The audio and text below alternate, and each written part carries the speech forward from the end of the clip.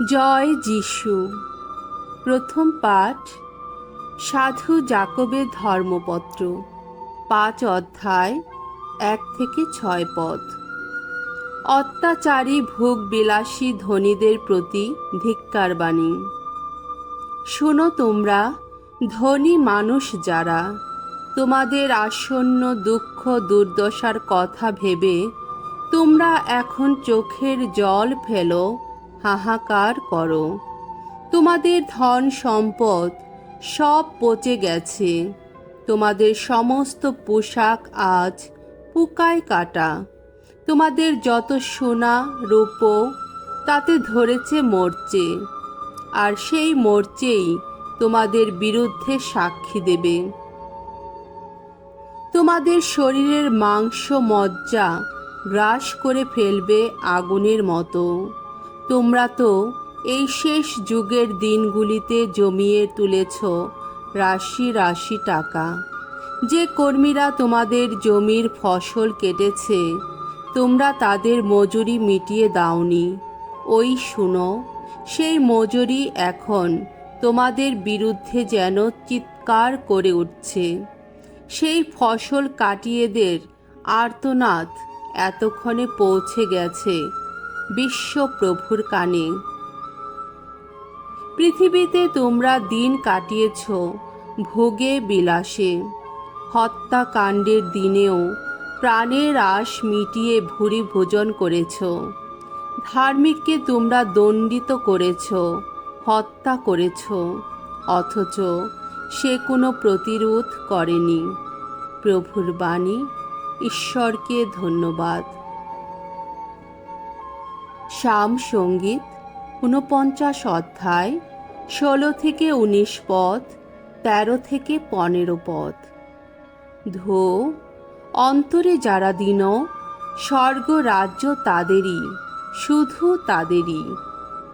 কেউ যদি ধনী হয়, যদি সম্পদে ভরে ওঠে তার ঘর, তবুও ভয় পেও না তুমি।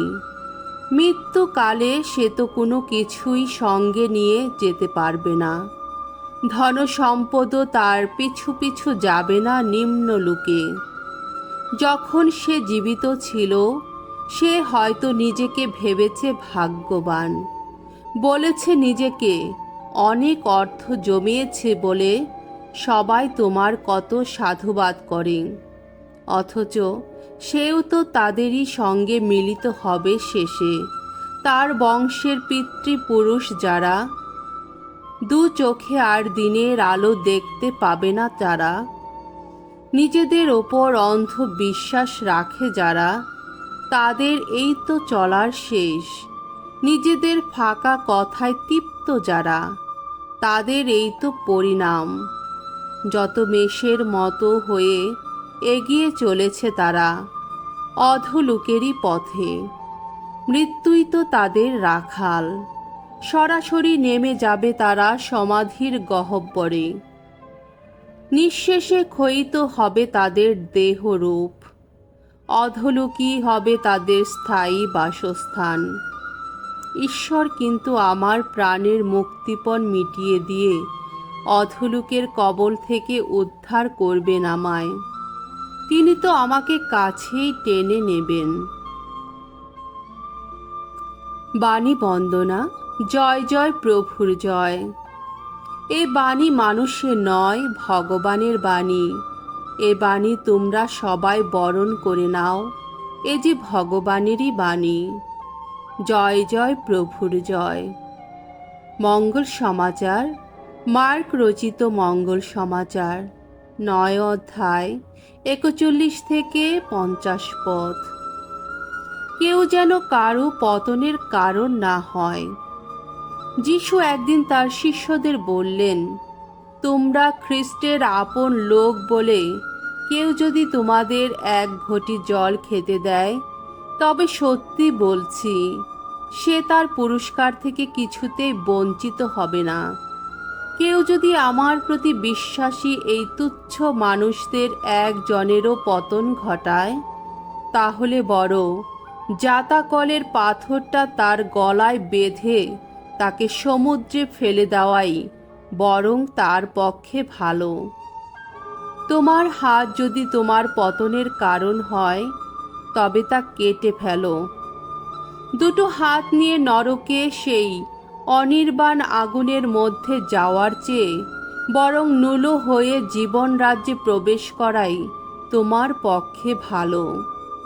তেমনি যদি তোমার পা তোমার পতনের কারণ হয়, তবে তা কেটে ফেলো।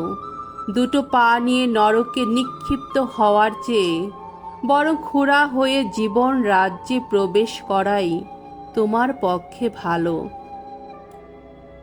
তেমনি তোমার চোখ যদি তোমার পতনের কারণ হয়, তবে তা উপড়েই ফেলো। দুটো চোখ নিয়ে নরকে নিক্ষিপ্ত হওয়ার চেয়ে বরং কানা হয়ে ঐশ্য রাজ্যে প্রবেশ করাই তোমার পক্ষে ভালো। কারণ নরকে তাদের দংশনকারী সেই কীট তো কখনো মরে না, আর আগুনও তো কখনো নিভে যায় না। আসলে সকল মানুষকে আগুনের স্পর্শেই পেতে হবে নুনের সেই গুণ। নুন জিনিসটা নিশ্চয়ই ভালো, কিন্তু নুন যদি তার নিজস্ব গুণ হারিয়ে ফেলে, তাহলে তোমরা কি করেই বা সেই গুণ আবার ফিরিয়ে আনবে? তোমাদের নিজেদের অন্তরেও যেন নুনের সেই সম্বলটুকু থাকে। তোমরা সর্বদাই পরস্পরের মধ্যে শান্তি রক্ষা করে চলো। প্রভুর মঙ্গলময় বাণী। খ্রিস্ট প্রভু তোমার প্রশংসা হোক।